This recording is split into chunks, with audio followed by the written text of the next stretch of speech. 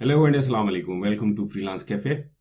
आज हम वर्ड के सिलसिले में अपनी नेक्स्ट एक्सरसाइज करेंगे और इसमें हम देखेंगे कि पेज ब्रेक्स, सेक्शन ब्रेक्स और कॉलम ब्रेक्स किस तरह इस्तेमाल की जाती हैं और कॉलम्स को किस तरह यूज किया जाता है।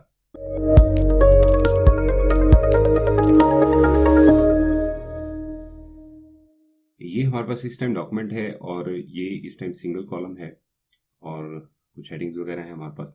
अब हमने करना ये है कि हमने इसमें देखना है कि सेक्शन ब्रेक कैसे लगाई जाती है, कॉलम ब्रेक कैसे लगती है और पेज ब्रेक कैसे लगाई जाती है।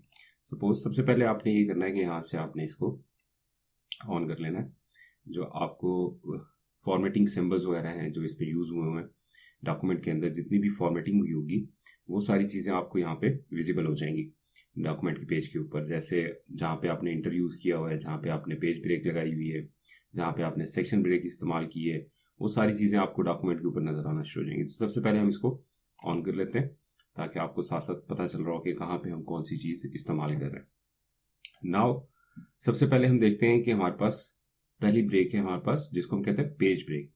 सपोज हम ये पेज यहाँ पे खत्म करना चाहते हैं और हम चाहते हैं कि ये टेक्स्ट हमारा नेक्स्ट पेज पे चला जाए।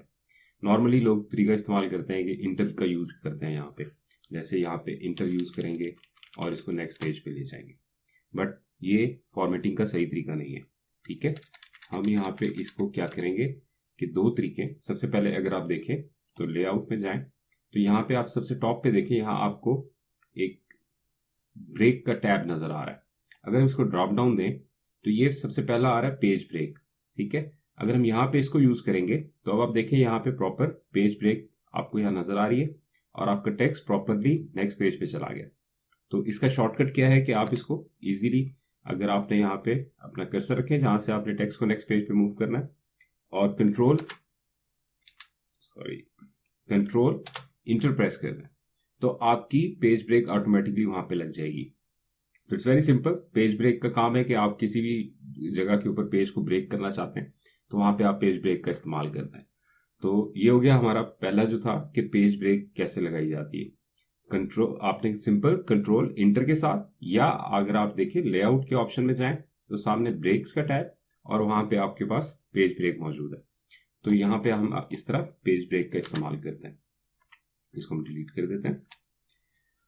अच्छा, नेक्स्ट अब ये देखें कि सिंबल्स ऑन करने का फायदा ये हुआ कि सपोज आपके पास फॉर्मेटिंग के लिए कोई डॉक्यूमेंट आता है तो आपको पता नहीं है कि वहां पे क्या कुछ किया गया है उस डॉक्यूमेंट के साथ, तो कौन कौन सी चीज कहाँ पे इस्तेमाल की गई है। तो उसको देखने के लिए सबसे आसान तरीका यही है कि आप सबसे पहले सिंबल्स अपने एक्टिव कर लें तो आपको सारी चीजें उस डॉक्यूमेंट में नजर आ जाएंगी कि कहाँ पे उसने इसका पेज ब्रेक यूज किया है, कहाँ पे वो सेक्शन ब्रेक इस्तेमाल कर रहा है और कहाँ पे दूसरी चीजें इस्तेमाल होगी। तो नेक्स्ट हमारे पास जो है वो है सेक्शन ब्रेक। सेक्शन ब्रेक काफी सारी चीजों के लिए इस्तेमाल की जाती है वर्ड के अंदर। अगर हम यहाँ पे देखें और दोबारा लेआउट के टैब में जाएं, ब्रेक के टैब में जाएं, तो यहां हमारे पास दो तीन किस्म की सेक्शन ब्रेक्स हैं। Number 1 next page, number 2 continuous, number 3 even page, number 4 odd page. तो सबसे पहले हम देखते हैं कि नेक्स्ट पेज पे अगर हम करते हैं तो नेक्स्ट पेज पे क्या होता है। अब देखिए यहाँ पे हमने इसको नेक्स्ट पेज किया तो हमारा ये टेक्स्ट है वो नेक्स्ट पेज पे चला गया। अब आप सोच रहे होंगे कि इसका क्या फायदा, यहाँ पे तो हम ऑलरेडी अपना पेज ब्रेक लगा सकते थे, लेकिन अगर हम किसी ऐसे डॉक्यूमेंट पे काम कर रहे हैं या किसी बुक के ऊपर काम कर रहे हैं फॉर्मेटिंग की और हमने उसके चैप्टर वाइज उसको डिफरेंट हेडर देना है या उसका फुटर डिफरेंट देना है। सपोज यहाँ पे मैं हेडर लिखता हूं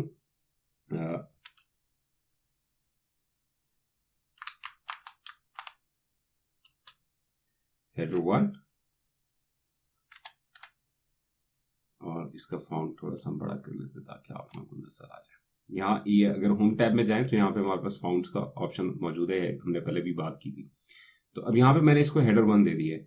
अब यहाँ अगर आप देखें तो यहाँ पे भी हेडर 1 आ रहा है, जबकि हम ये चाह रहे हैं कि नेक्स्ट चैप्टर जो शुरू हो रहा है उस चैप्टर का नाम यहाँ पे आए और पहला चैप्टर जहाँ खत्म हो रहा है उस पेज के ऊपर उस चैप्टर का नाम यहाँ पे हेडिंग में आ रहा हो, हेडर में आ रहा हो। तो हमने करना ये है कि हमने नेक्स्ट हेडर जहां पे हमने सेक्शन ब्रेक अपनी लगाई, ये देखें यहाँ पे सेक्शन ब्रेक लगी हुई है, सेक्शन ब्रेक नेक्स्ट पेज, ये आपको सामने नजर आ रही है। तो यहाँ पे हम नेक्स्ट अपने हेडर के अंदर जाएंगे और हेडर में जाने के लिए डबल क्लिक करेंगे, हम ये पहले पढ़ चुके हैं। तो हेडर में जाएंगे और टॉप पे अगर आप देखें तो यहाँ पे हेडर वाला टैब ऑटोमेटिकली एक्टिव हो गया है। आप देखें ये ब्लू हुआ है, हेडर एंड फुटर। यहाँ पे हमने ये चीज आप देखें कि लिंक टू प्रीवियस हुआ है।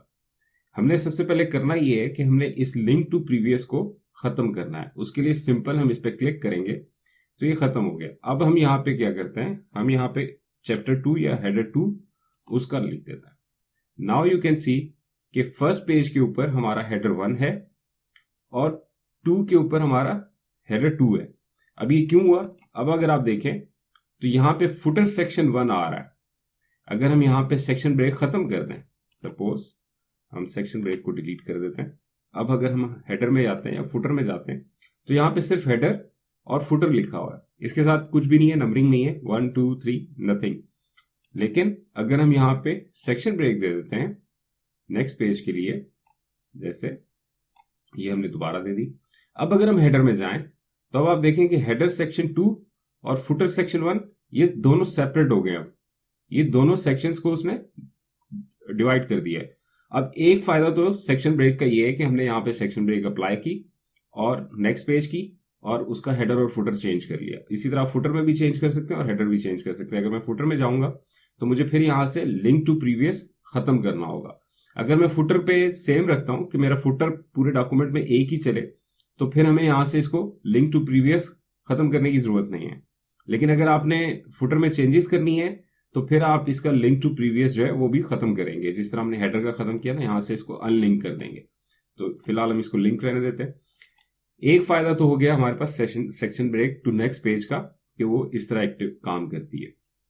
अब इसी तरह अगर हमारे पास कोई डॉक्यूमेंट आता है या हम कोई सीवी डिजाइन कर रहे हैं या हम कोई ऐसा डॉक्यूमेंट डिजाइन कर रहे हैं जिसमें हमारे पास रिक्वायरमेंट की है कि फर्स्ट ऊपर हमारे पास सिंगल कॉलम आ रहा हो और नीचे का पूरा डॉक्यूमेंट या ऑनवर्ड जितना भी डॉक्यूमेंट है हमारा वो डबल कॉलम में चल रहा हो या 3 कॉलम्स के अंदर चल रहा हो, तो उसके लिए हमने क्या करना है, जैसे यहाँ पे अगर आप कर्सर रखेंगे कि ऊपर टॉप का हमारा जो है वो पैराग्राफ है वो हमारा सिंगल कॉलम में रहेगा और बाकी सारे हमारे 2 कॉलम या 3 कॉलम बन जाएंगे। कर्सर आप अपना यहाँ रखेंगे और दोबारा से हम जाएंगे लेआउट के अंदर, ब्रेक्स के अंदर, और यहां अगर आप देखें तो कंटिन्यूस ब्रेक का ऑप्शन आपके पास आ रहा है। यहां पे हम ये वाला ब्रेक इस्तेमाल करेंगे। अब यहां पे उसने कोई फर्क नहीं डाला डॉक्यूमेंट के ऊपर, सिंपल एक ब्रेक वहां पे उसने ऐड कर दिया सेक्शन ब्रेक कंटिन्यूस के नाम से। अब हमने करना ये है कि हमने यहां से इसके लेआउट के टैब के अंदर ही कॉलम्स का टैब आ रहा है, यहां से हमने चूज नहीं करना। हम जाएंगे मोर कॉलम के अंदर और यहां से हमारे जो भी रिक्वायर्ड होगा, सपोज हम कहते हैं कि हम 3 कॉलम पे चले आते हैं, 3 कॉलम सेलेक्ट करेंगे। यहां पे अगर आप देखें तो उसने ऑटोमेटिकली वहां पे अपनी सेटिंग्स दे दी है कि कॉलम्स की विड्थ क्या होगी वो उसने इक्वल रख दी है, स्पेसिंग क्या होगी वो भी उसने सबकी इक्वल कर दी है। आप अगर चाहें तो इसको आप अपनी मर्जी से कॉलम्स को एडजस्ट कर सकते हैं, इसकी विड्थ को, इनके दरमियान की जो आपकी स्पेसिंग है उसको भी एडजस्ट कर सकते हैं। सिंपली आप यहां से इसको अनचेक कर दें, ये आपके पास ऑप्शन आ जाएगा। आप यहां से इसको मूव कर सकते हैं जिस तरह आपका दिल चाहे, आप इसकी सेटिंग्स को कर सकते हैं। लेकिन नॉर्मली हम इक्वल पे ही यूज करते हैं तो इसको हम इक्वल पे रखते हैं। और यहां पे अगर आप देखें कि अप्लाई टू के अंदर this point forward hold document this section, तो अगर आपको सिर्फ इस सेक्शन के अंदर चाहिए, यानी कि हो सकता है अभी नेक्स्ट पेज पे जाके क्लाइंट की रिक्वायरमेंट हो कि आप इसको दोबारा से 1 कॉलम के ऊपर जा रहा हो और ये वाला सेशन जो है यहीं पे सेक्शन जो है वो 3 कॉलम का हो और नेक्स्ट सेक्शन जो है हमारा वो फिर सिंगल कॉलम का हो, तो उसके लिए आपने ये करना है कि यहाँ पे सिलेक्ट कर लेना है कि दिस सेक्शन, ठीक है, और इसको ओके कर देना है। अब आप देखें कि आपके पास जितना भी टेक्स्ट था वो सबका सब 3 कॉलम्स के अंदर डिवाइड हो गया। इसको हम थोड़ा सा एक स्पेस और दे देते हैं, यहाँ पे नीचे ले आते हैं, सॉरी सेक्शन ब्रेक वाली जगह को हम थोड़ा सा गैप दे देते हैं यहाँ पे। अब अगर हम यहाँ पे अपना होम टैब पे जाएं और इसको बंद करें, अब आप देखें कि आपके पास यहाँ पे ये 3 कॉलम के अंदर आपका टेक्स्ट चल रहा है और ऊपर वाला आपका इसी तरह इंडिविजुअल सिंगल कॉलम है। तो ये फायदा है हमारा कंटिन्यूस ब्रेक का, कि जो एक हमने देखी थी कि हमने लगाया नेक्स्ट पेज यानी कि सेक्शन ब्रेक और टेक्स्ट मूव हो गया हमारा नेक्स्ट पेज के ऊपर, यहां पे उसने उसी पेज के ऊपर एक सेक्शन क्रिएट किया और उसी सेक्शन के अंदर हमने उसको 2 कॉलम्स के अंदर डिवाइड कर लिया या 3 कॉलम्स के अंदर डिवाइड कर लिया। It's up to the requirement, जो भी रिक्वायरमेंट है डॉक्यूमेंट की उसके अकॉर्डिंगली हम उसको एडजस्ट कर सकते हैं। तो अब यहाँ पे हमारी सेक्शन ब्रेक लगी हुई है और ये सारी चीजें हमारी यहाँ पे चल रही हैं। अब हम कहते हैं कि यहाँ पे ये जो टेक्स्ट हमारा आ रहा है ये नेक्स्ट कॉलम के अंदर चला जाए। ठीक है, एक तरीका तो ये है कि आप इंटर करते रहें, टेक्स्ट आपका नेक्स्ट कॉलम पे चला जाएगा, बट फॉर्मेटिंग का ये तरीका नहीं। अब यहाँ पे हमने करना ये है कि हमने इस कॉलम को यहाँ पे रोकना है, तो क्या यूज करेंगे?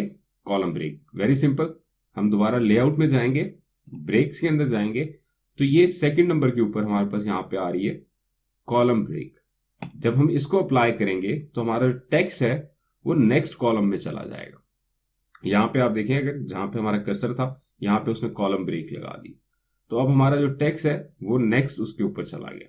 तो इसी तरह आप नेक्स्ट कॉलम के अंदर भी यूज कर सकते हैं, इस कॉलम के अंदर भी यूज कर सकते हैं, किसी भी जगह पे जहां पे आपको टेक्स्ट को ब्रेक करना है वहां पे हम ये कॉलम ब्रेक का इस्तेमाल करते हैं, कॉलम के अंदर स्पेशली, क्योंकि यहाँ पे पेज ब्रेक हम इस्तेमाल नहीं कर सकते। अगर हम पेज ब्रेक यूज करेंगे तो ये नेक्स्ट पेज के ऊपर चला जाएगा। तो यहाँ पे हम क्या करेंगे, सिर्फ कॉलम ब्रेक का इस्तेमाल करेंगे और हमारा टेक्स्ट जो है वो नेक्स्ट कॉलम के अंदर चला जाएगा। तो इसी तरह चाहे आप इसको 2 कॉलम्स में ले जाएं या 3 कॉलम्स के अंदर ले जाएं, तो यहां से ये सारी चीजें। अब जब डॉक्यूमेंट आपके पास आता है, आप इसको देखते हैं, आपने इसकी फॉर्मेटिंग करनी है, तो सबसे पहले आप इसकी जितनी भी ब्रेक्स लगी हुई हैं, सेक्शन ब्रेक्स है, पेज ब्रेक है, कॉलम ब्रेक्स हैं, उनको खत्म कर दें एक दफा। ठीक है, अदरवाइज होगा ये कि जब आप कॉपी पेस्ट करेंगे अपने नए पेज के ऊपर या नए डॉक्यूमेंट जो आप क्रिएट कर रहे हैं उसके ऊपर आप इसको कॉपी पेस्ट करेंगे तो उसके साथ ये ब्रेक्स भी वहां पे कॉपी हो जाएंगी और आपको टेक्स्ट जो है वो संभाला नहीं जाएगा कि किस तरह मैनेज करना है। इसको मैनेज करना थोड़ा मुश्किल हो जाता है। तो सबसे पहले हमने यहाँ से इसको एक्टिव किया हुआ है, हम अपनी फॉर्मेटिंग के जितने भी टैब्स इस्तेमाल हुए हैं इसके अंदर, जो भी सिंबल्स हैं वो हमें यहाँ पे नजर आ रहे हैं। तो हम सबसे पहले इसके ब्रेक्स वगैरह खत्म करते हैं।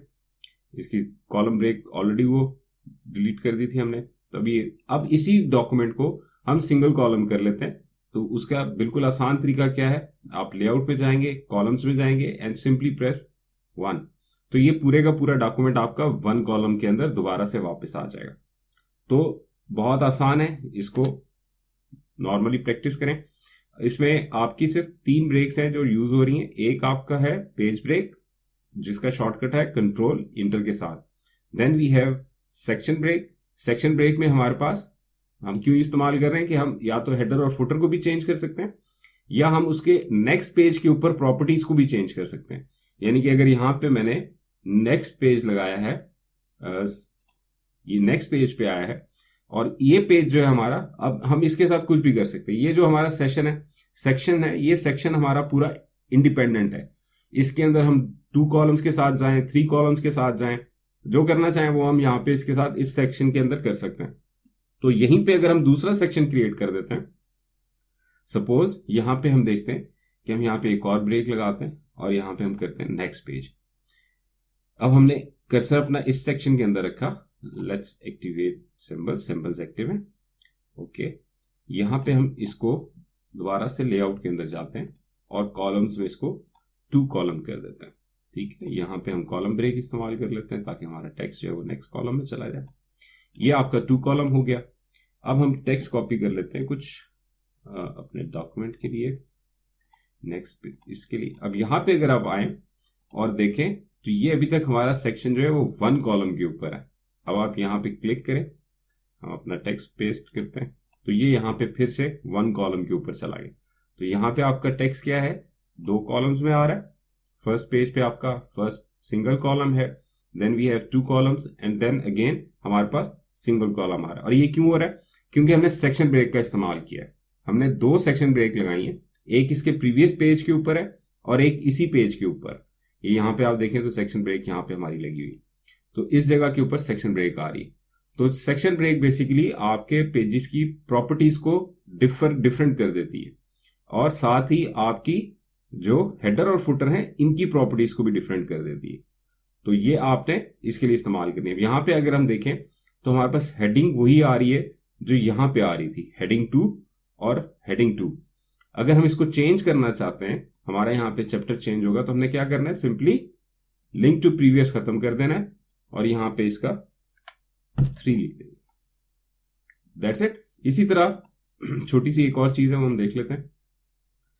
कि यहाँ पे पेज नंबर्स ऐड करना हो तो आप हेडर में जाएंगे, नीचे आपके पास हेडर आ रहा है सबसे पहले, सॉरी फुटर में जाएंगे और यहाँ पे अगर आप देखें तो ये आपके पास हेडर एंड फुटर की प्रॉपर्टीज के अंदर पेज नंबर आ रहा है। इसको हम ड्रॉप डाउन देते हैं और बॉटम ऑफ द पेज या करंट पोजीशन कर लें, आप किसी भी जगह पे नंबर दे सकते हैं। इसको हम इसमें से नंबरिंग का फॉर्मेट देख लेते हैं कि कौन सी नंबरिंग फॉर्मेट हमें देनी है। सपोज हम ये वाला दे देते हैं। अब ये पेज नंबर 2 आ रहा है, इसका थोड़ा सा साइज इंक्रीज कर देता हूँ ताकि आपको नजर आ रहा हो कि हम क्या करें। ये आपका पेज 2 है, ये पेज 3 है और ये पेज 1 है। अब हम ये कह रहे हैं कि हमारा जो सेक्शन 2 है यहां तक हमारा चैप्टर खत्म हो गया और हम चाहते हैं कि नेक्स्ट जो हमारा चैप्टर 3 स्टार्ट हो रहा है उसका पेज नंबर जो है 1 से स्टार्ट हो। तो उसका पेज नंबर कहां से स्टार्ट होना चाहिए? 1 से स्टार्ट होना चाहिए। तो हम क्या करेंगे कि हम सिंपली सबसे पहले इसको सिलेक्ट करेंगे and then we will go to insert page numbers, format page number, और यहां पे अगर आप देखें तो हमारे पास ये ऑप्शन आ रहा है कंटिन्यूज फ्रॉम प्रीवियस सेक्शन और स्टार्ट फ्रॉम 1। ठीक है, यहां पे आप इसको 1 कर देंगे और अगर आप यहां पे देखें तो number of format, numbering format जो है वो 1 2 3 है। आप इसको ABCD दे सकते हैं, रोमन दे सकते हैं, ये मल्टीपल ऑप्शंस हैं। जिस तरह का भी आप करना चाहते हैं फॉर्मेट नंबर्स का वो यहाँ पे यूज किया जा सकता है। तो अभी हमने यहाँ पे इसको 1 कर दिया कि ये हमारा यहाँ से 1 स्टार्ट हो, इसको ओके कर देते हैं। अब अगर आप देखें तो फुटर सेक्शन 3 के अंदर हमारा पेज नंबर 1 आ रहा है और इसी तरह यहां से हमारा पेज नंबर 1 एंड 2 यहाँ पे आके खत्म हो रहा है। तो सो ऑन, अगर हम इसको इसी तरह कंटिन्यू रखेंगे तो इसी सेक्शन के अंदर हमारा ये पेज नंबर चलता रहेगा जब तक कि हम इसको यहां से चेंज नहीं करते हेडर और फुटर को, जब तक हम सेक्शन ब्रेक नहीं लगाते। सेक्शन ब्रेक जैसे ही हम लगाएंगे तो हमारा ये सेक्शन दूसरे सेक्शन से कट ऑफ हो जाएगा, तो हम वहां पे उसके हेडर और फुटर को चेंज कर सकते हैं। तो ये दो चीजें आपने ध्यान में रखनी है कि पेज नंबरिंग को चेंज करने के लिए आप सेक्शन ब्रेक का इस्तेमाल कर सकते हैं। हेडर फुटर में जो भी चेंजेस करनी है आपने, चाहे वो पेज नंबर्स हैं, चाहे वो आपका कोई टेक्स्ट है, चाहे वो आपका कोई डिजाइन एलिमेंट आपने यूज किया हुआ है वो आप करना चाहते हैं, चाहे आप लोगों को उसमें फर्स्ट पेज पे लाना चाहते हैं और सेकंड पेज के ऊपर ना आए, तो ये डिफरेंट तरीकों से इस्तेमाल होता है। तो वो आप यहाँ पे इजीली इसको यूज कर सकते हैं। इसी तरह हमारे पास अगर हम देखें कि यहाँ पे सपोज मैं इसको दे देता हूँ हेडिंग 1, जिस तरह हमने लास्ट टाइम हमने पढ़ा था हेडिंग्स किस तरह देते हैं। यहाँ पे इसको दे देता हूँ हेडिंग 2। अब ये डिफरेंट फॉर्मेट के अंदर है, यहाँ पे कुछ सेक्शन ब्रेक लगी हुई है, बाकी सारी चीजें। अब मैं ये चाहता हूँ कि मेरा ये डॉक्यूमेंट जो है वो बिल्कुल क्लीन हो जाए। जैसे यहाँ पे कुछ इसके अंदर फाउंड डिफरेंट यूज हुआ है। नॉर्मली जो हमारे पास डॉक्यूमेंट आता है काम करने के लिए उसमें काफी सारी चीजें इस तरह की प्रॉब्लम्स होती हैं कि डिफरेंट फाउंड ही इस्तेमाल हुआ होता है, क्योंकि वो किसी एक जगह से कॉपी पेस्ट किए होते हैं तो वो डिफरेंट फाउंड के साथ आ रहे होते हैं। जिस तरह हम इसमें भी डिफरेंट फाउंड कर देते हैं। अब इस पूरे डॉक्यूमेंट के अंदर डिफरेंट फाउंड इस्तेमाल हो रहा है। इसको थोड़ा सा जूम इन करते हैं ताकि आपको जरा क्लियर नजर आ जाए। यहाँ पे आप देखें तो यहाँ पे फाउंड डिफरेंट आ रहा है, यहाँ पे फाउंड डिफरेंट आ रहा है, ये सारी चीजें आपको डिफरेंट नजर आ रही। तो अब फॉर्मेटिंग के दौरान आप बैठ के एक एक लाइन को या एक एक पैराग्राफ के ऊपर जाके उसको नहीं देखेंगे कि उसका फाउंड क्या है या उसका साइज क्या है फाउंड का, वो सारी चीजें आप देखना मुश्किल हो जाता। तो सिंपल सा तरीका ये है कि हम पूरे इस डॉक्यूमेंट को कंट्रोल A के साथ सिलेक्ट करें।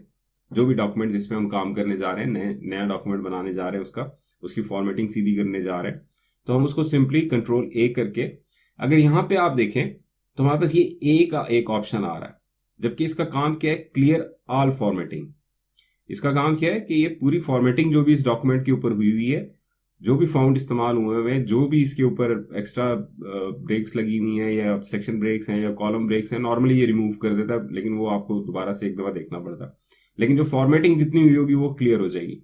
तो अगर हम इसको प्रेस करते हैं, अब आप देखें कि हमारे पास यहाँ पे सब कुछ एक जैसा हो, यानी कि फाउंड आपका जितना भी था वो सब भी, जो उसमें बोल्ड था, जो भी चीजें थी वो सब उसने खत्म करके उसकी फॉर्मेटिंग खत्म कर दी है। अब आप अपनी मर्जी से इसकी फॉर्मेटिंग कर सकते हैं। इसको आप जो भी साइज देना चाहते हैं, जो भी एज पर कस्टमर रिक्वायरमेंट है या आपकी अपनी कोई डॉक्यूमेंट आप बना रहे हैं उसकी रिक्वायरमेंट के हिसाब से आप इसको यहाँ पे यूज कर सकते हैं। दूसरा एक और चीज है छोटी सी, वो भी इसके साथ हम देख लेते हैं। सपोज हम इसको रेड कलर देते हैं और इसकी हेडिंग को हम कर देते हैं डीएम साइंस मीडियम, और इसको हम कर देते हैं अनबोल्ड और साइज कर देते हैं। अब हम चाहते हैं कि यार जो चीजें इसके ऊपर अप्लाई हुई हैं वही चीजें इस हेडिंग के ऊपर अप्लाई हो जाए। एक तरीकेकार तो ये है कि आपने हेडिंग दे दी है तो वहां से आप जाके हेडिंग से डायरेक्ट ऐड कर सकते हैं, लेकिन अगर शॉर्टकट हम देखें, हेडिंग ऐड नहीं कर रहे अभी, हम ये हेडिंग के लिए नहीं बना रहे, हम सिर्फ फॉर्मेटिंग को कॉपी करना चाहते हैं। तो यहाँ पे आप इस टेक्स्ट को सिलेक्ट करेंगे या कोई भी टेक्स्ट आपके पास है उस टेक्स्ट को सिलेक्ट करेंगे, और यहाँ पे अगर हम देखें होम के टैब के अंदर तो यहाँ पे आ रहा है फॉर्मेट पेंटर, हम इसको क्लिक करेंगे। अब ये आप देखें कि इसके ऊपर एक ब्रश का निशान आ गया जिस तरह पेंट ब्रश होता है। तो ऑलरेडी जो हमने पैराग्राफ या जो भी हमने लाइन सिलेक्ट की हुई है, हेडिंग सिलेक्ट की हुई है, कोई बुलेट पॉइंट सिलेक्ट किया हुआ है, कोई पैराग्राफ सिलेक्ट किया हुआ है, हम चाहते हैं कि उसकी फॉर्मेटिंग इसके ऊपर आ जाए। तो हम अगर इसके ऊपर पेंट करेंगे इस तरह तो वो सेम टू सेम वही प्रॉपर्टीज अडॉप्ट कर लेगा जो उसके जहां से हमने उसको कॉपी किया है फॉर्मेट को। तो बेसिकली ये पेंट करता है उस फॉर्मेट को जो फॉर्मेट आपने वहां से कॉपी किया हो, तो इसको हम कहते हैं फॉर्मेट पेंटर। तो इट्स अ वेरी सिंपल और स्मॉल सा टूल है, लेकिन बहुत फायदा है इसका कि आप कहीं पे आपको नहीं समझ आ रही कि क्या चीज इसके ऊपर उसने अप्लाई किया हुआ है और आपने उसी को कॉपी करना है, तो आप इजीली उसको वहां से उस फॉर्मेट को कॉपी कर सकते हैं। जैसे कि हम यहाँ पे अगर हम एक छोटी सी एग्जांपल और ले लें, हम यहाँ पे करते हैं बुलेट पॉइंट्स बना देते हैं। सपोज इसी को हम बुलेट पॉइंट बना देते हैं यहाँ पे,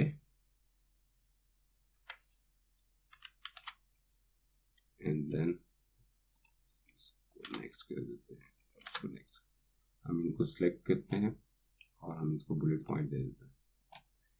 एंड देन इसी डॉक्यूमेंट में हमारे पास एक और पैराग्राफ है जिसके अंदर इसी तरह की बुलेट पॉइंट्स बनी, ये वाली बुलेट पॉइंट लगा दी।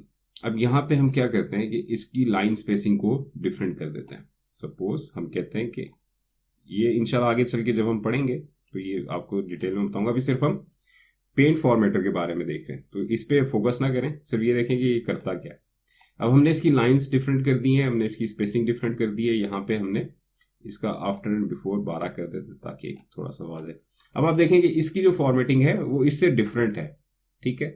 तो आप सिंपल क्या करेंगे कि इसको सिलेक्ट करेंगे, पेंट फॉर्मेटर में जाएंगे और इस सब के ऊपर आप इसी तरह पेंट कर देंगे, तो वो सेम जो उसकी प्रॉपर्टीज होंगी जो हमने उसमें सेट की थी वही प्रॉपर्टीज इसके अंदर आ जाएंगी, 12 पॉइंट एंड देन 12 पॉइंट। तो पेंट फॉर्मेटर कई जगहों पे आपको शॉर्टकट के तौर पे इस्तेमाल कर सकते हैं, जहां पे आपको एक दो स्टेप्स जो है वो आपने रिपीट किए हुए हैं, वहां पे आप इसको यूज करके तो उसको शॉर्टकट के तौर पे इस्तेमाल कर सकते हैं। तो दैट्स इट, ये था हमारा आज का सेशन। तो इंशाल्लाह बहुत जल्द दोबारा आपसे मुलाकात होगी। उम्मीद है आपको आज का वीडियो अच्छा लगा होगा। शेयर कर दें, लाइक कर दें। Thank you very much, see you, take care, अल्लाह हाफिज।